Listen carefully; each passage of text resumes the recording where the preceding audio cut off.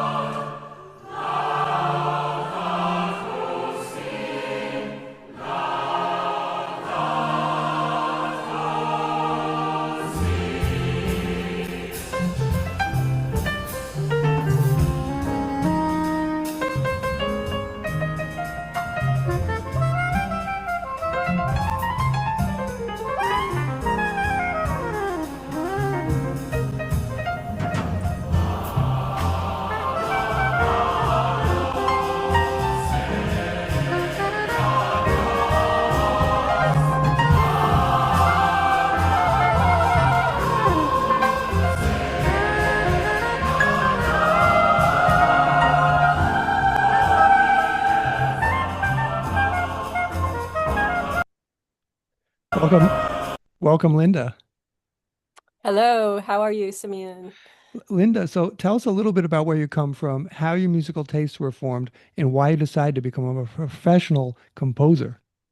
Okay, thank you for your question. I grew up in La Jolla, California, and my family, we camped a lot, and nature was a big part of what we did. But also music was really important, and ever since a child, I always felt that music and nature and spirituality were connected.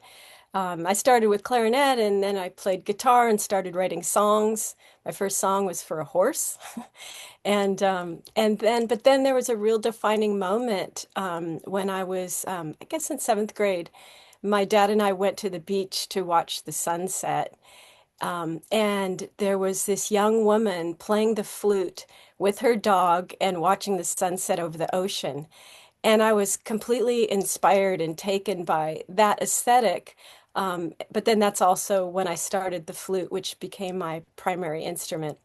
So eventually, I ended up moving to Boston to study music, both at Berklee College of Music and New England Conservatory, and um, and those conservatories really informed my musical understanding and grew my knowledge. The question about becoming the composer, it really was something that emerged. So I always wrote songs and then I wrote tunes kind of more in a jazz sense, but my first musical training was classical. And so poetry actually was what got me into composition. There's a wonderful little studio called Kajiaso Studio, which was founded by a poet and singer Kajiaso from Japan, and they had a contest to write music based on his poetry, and I loved that process of letting poetry be the subject rather than a particular form of music, and to not limit the music to style at all. And so I did win that, which was also encouraging. But then I began to really work with poetry a lot, and I went to Japan because I'd gotten really interested in the shakuhachi flute.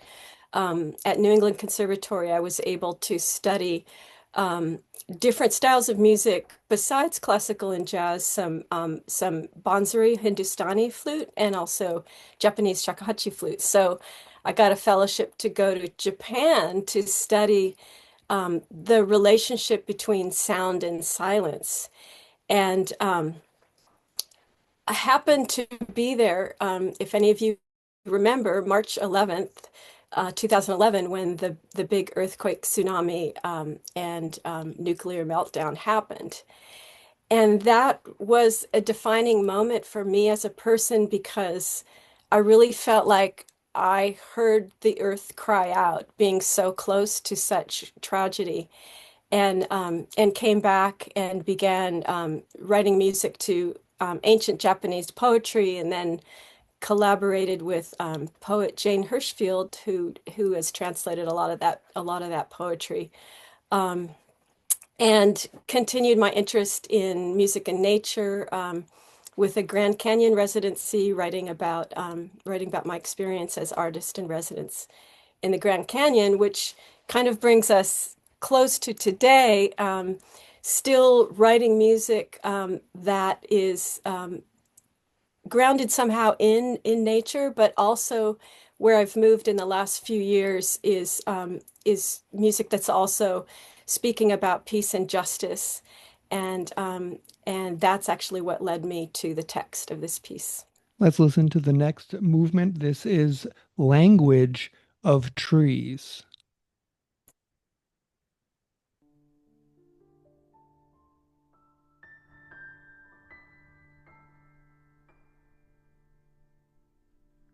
Read the pages God is speaking.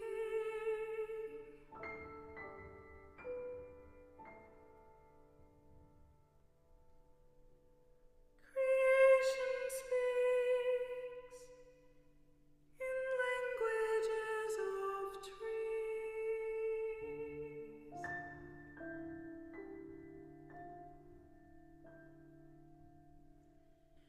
Hear the singing of divinity.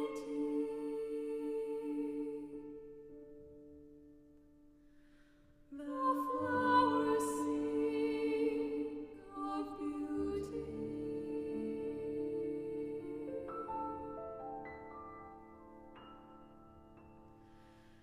Read the pages God is speaking.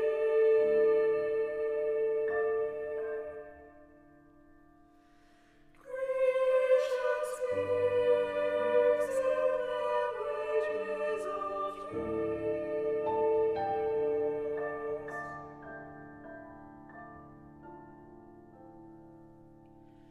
Hear the singing of divinity. The flowers sing of beauty.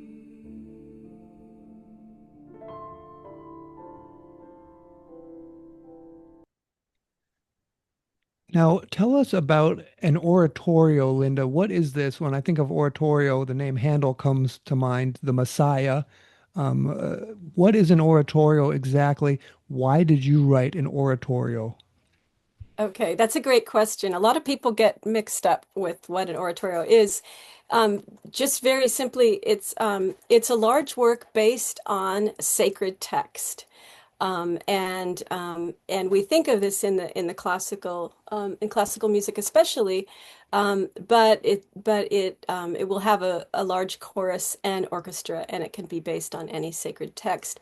I chose to write an oratorio because Reverend Dr. Harvey Cox asked me to. He's a theologian, and he knew my work. And when he read Laudato Si, which is what this text, which the piece is based on, he felt like it was such lyrical text that it should be made into music.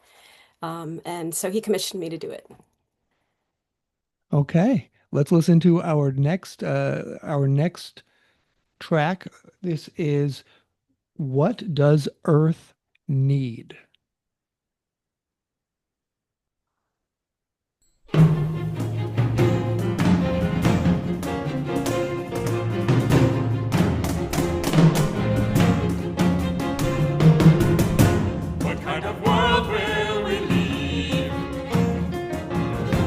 What is the purpose of our labor and our being? What is our meaning? And what does earth need?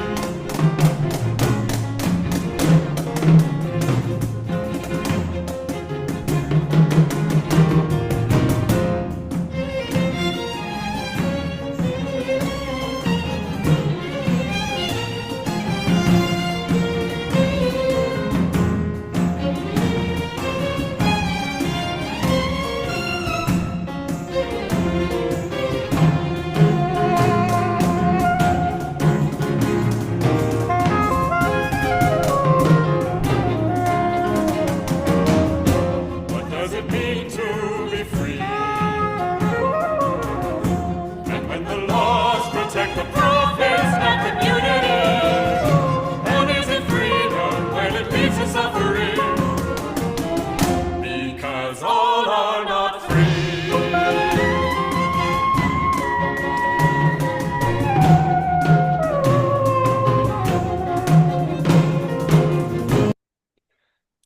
Wow, that sounds like your musicians have a lot of fun playing your music, Linda. What do you look for in a musician? What kind of person do you want to play your music? We hear so many different styles. Jazz, it sounds like, I don't know, Yeah. even klezmer, Oriental music comes to mind. I don't know. What do you look for in a musician? What makes a good musician? Do they have Yeah. to go to Japan?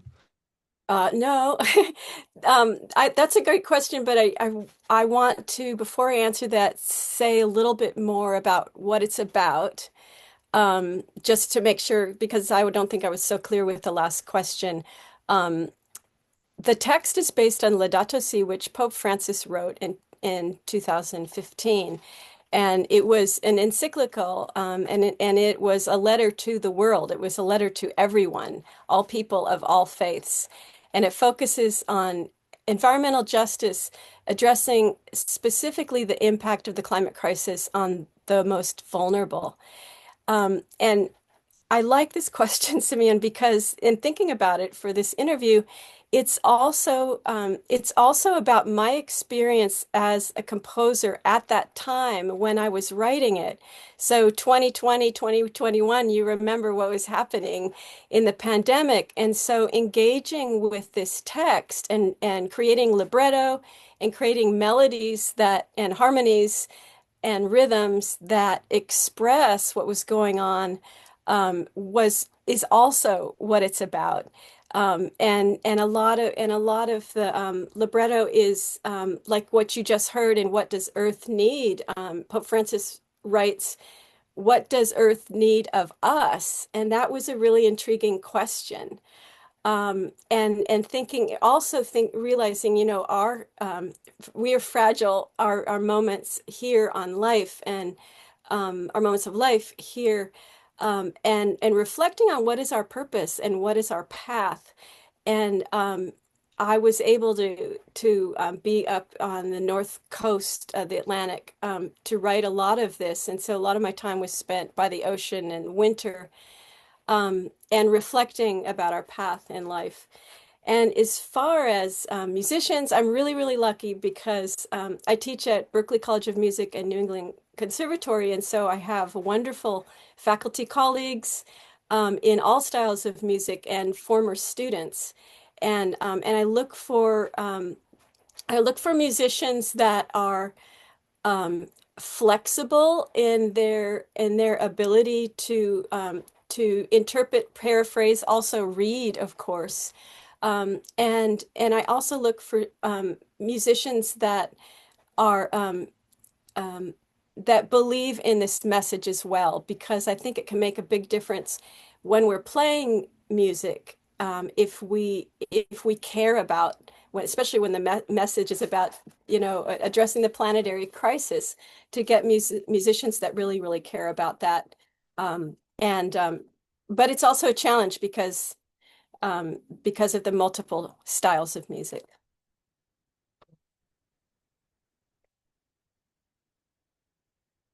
Is that a question? Okay, fantastic. Excellent. Let's listen to our next track. This is Where Is My Brother? Again, this is the performance. Tell us what are we about to hear here? Thank you. Um, yeah, so where is actually the title went back and forth between where is my brother and where is your brother. So if it's where is your brother, that's God talking. And if it's where is my brother, that's a human who has lost someone.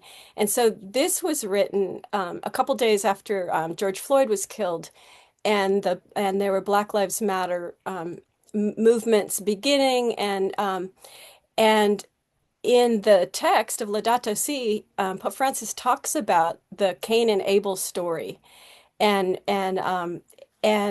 I was very impacted by that text at that moment, seeing um, today how much work we still have to do, and in terms of violence, and so when in this performance, the two singers are I said to them, if you're saying where is your brother, that's God talking, and we really want to the encyclical talks all over about we are all siblings, we are all related, and and that your brother, your sister is my brother, my sister too.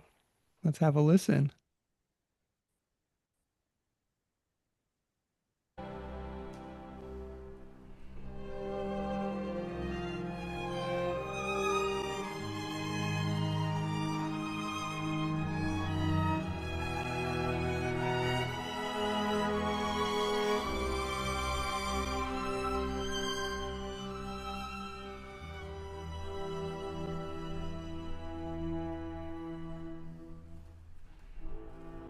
Where is your brother?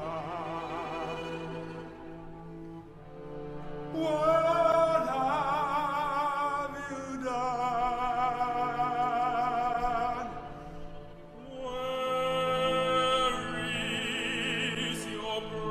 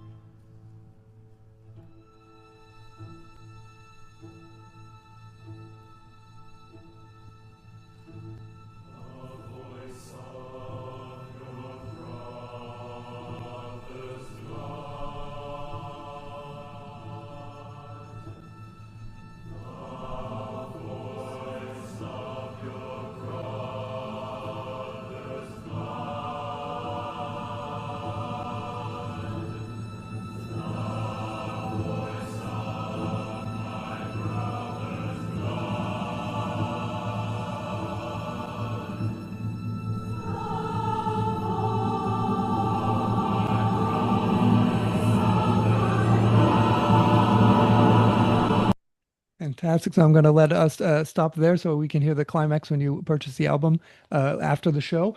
So I wanted, this brings us now to the philosophical part of the conversation.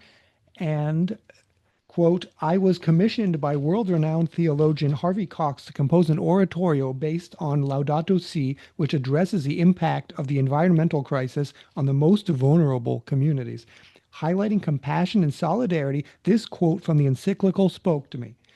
Our goal is not to amass information or to satisfy curiosity, but rather to become painfully aware, to dare to turn what is happening to the world into our own personal suffering, and thus discover what each of us can do about it. End quote. Through writing this oratorio, have you figured out what Pope Francis meant about suffering on behalf of the earth? What does suffering on behalf of the earth mean to you? Thank you. Thank you for that question. Those that are suffering the most because of the planetary crisis are the most vulnerable, not those that have caused the destruction. And one of the ways that, and I'm trying to think about how do I express this musically.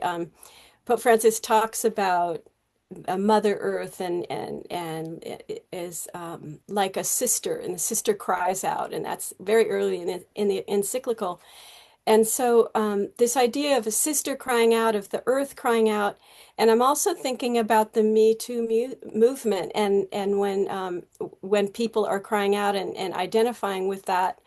And what I did with that particular piece to try to express, um, and you're not going to get to listen to the audio of that right now, but Sister cries out, she has been misused. Sister cries out, she has been abused.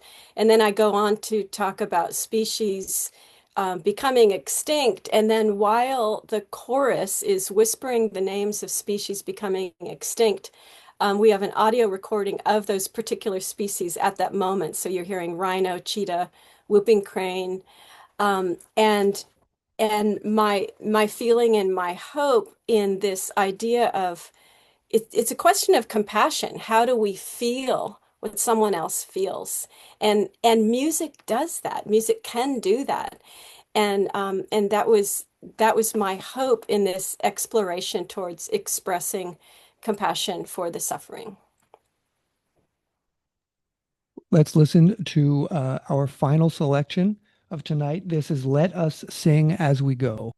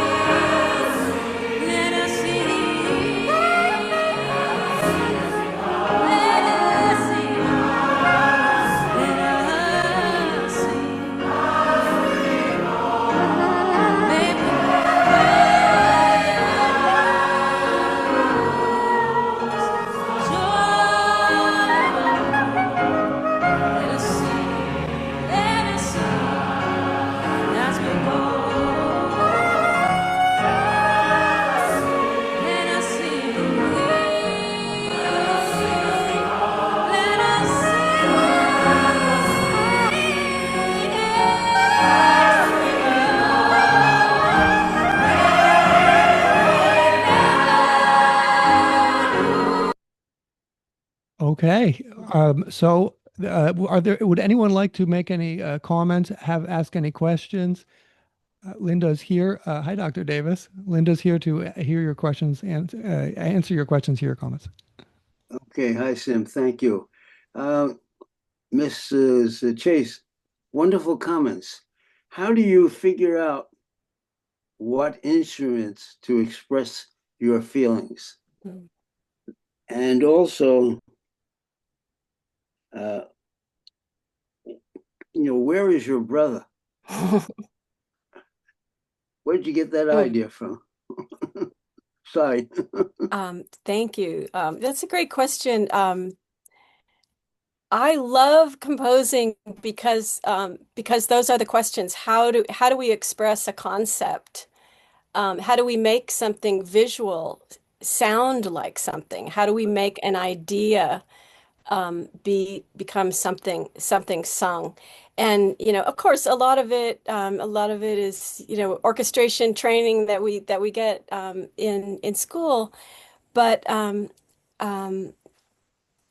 but as a composer, I think about, I mean, you're thinking about range for one thing in terms of how low, how high, and what kind of feeling, like, if I'm wanting, I love bass clarinet, by the way.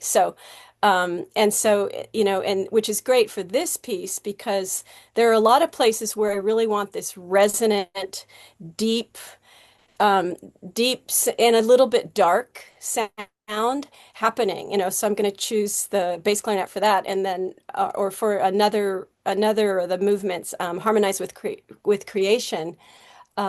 It starts out with flute and clarinet, not bass clarinet, but regular flute, regular clarinet, um, commenting on being in nature. So it's very bird-like and very very uplifting. And this is I mean, I could, this could be a really long question, That's in terms of how you use the orchestra, but that gives you a couple examples, I think. Thank you. Thanks, Thank you Dr. very much. Davis. Keep up the good work. Thank you. Are there any other questions?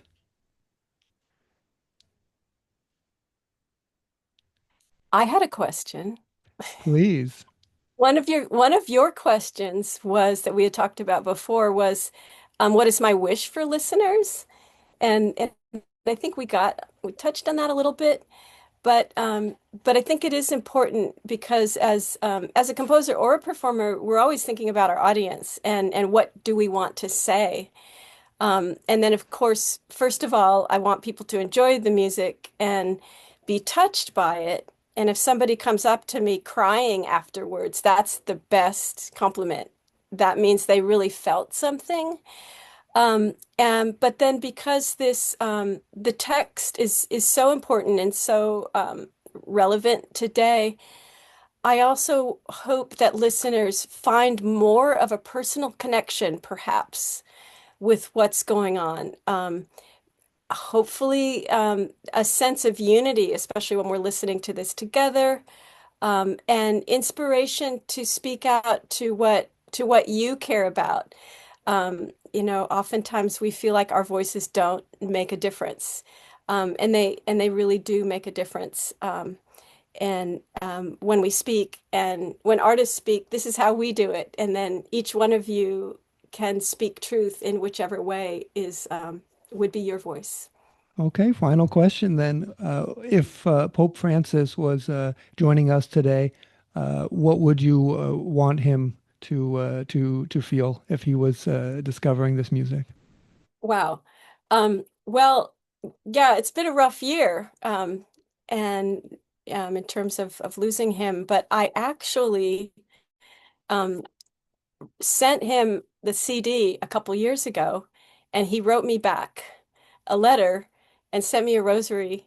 And I can read you just how the end of the letter, he said, I very much appreciated your work. Thank you for your sensibility and commitment. The world constantly needs to be made aware of the importance of the care of our common home. Please continue with zeal, joy, and creativity. And that's what I'm trying to do. Okay, let's see how we can purchase the album. It's at Albany Records, albanyrecords.com. I'll put that in the chat room right now. And you can buy a CD, or you can listen to it. You can listen to the full album on YouTube. You can stream it and buy it. Here's all the information about the tracks and all of the many, many, many, many different performers. So again, that's albanyrecords.com. For Our Common Home, Resounding. Ecojustice is the name of the album. And if we want to stay in touch with Linda, it's easy enough. It's lindajchase.com. And there we can read her articles, her reviews. We can, again, get For Our Common Home, and we can contact her. So anyone can reach out to you if they have any questions or comments to make, Linda? Absolutely. Perfect. So again, that's lindajchase.com. Thank you so very much to Linda J. Chase. Thank you so much for having me, and thank you all for coming. So before we go, I'd just like to bring everyone to simeonmorrow.com, www.simeonmorrow.com. That's where all information about upcoming shows can be found. And I'd like to remind you that we have a sponsorship campaign going on right now. For $5 a month, you will be gifted a Vienna Live Celebrates 5 Years mug. For $10 monthly, you will receive a Vienna Live Celebrates 5 Years mug and a Vienna Live City tote. There's also no minimum payment to become a sponsor. You can click under custom and pick whatever amount. This is a public service that is fully funded by sponsors. So thank you very much for your sponsorship and your support. So next week, coming up, we have the world-renowned relationship therapist, Sarah Nasserzadeh, Love by Design. Is love a feeling or an action? The problem with defining love as a feeling is that couples have no control over it. For the first months, up to 2 years even, new couples ride high on a tidal wave of neurotransmitters, not unlike the high feeling coming from substance abuse. But as soon as that honeymoon period ends, the high feeling lets the couple down and an existential crisis fills the void. Dr. Sarah, the world's premier relationship therapist, is here to tell us to fear not. Love is an action that any two people, together with a lot of open communication, can foster. She calls it love by design. And to live a love story richer than you've ever dreamed of, you don't need luck. You need 6 ingredients and 2 willing partners, you and the person you choose to love. That is, again, Dr. Sarah Nasser-Sadeh, Love by Design. Next Wednesday, as always, all information about upcoming shows can be found at www.simeonmore.com. Once again, thank you so very much to Linda J. Chase. Thank you very much to all of our sponsors.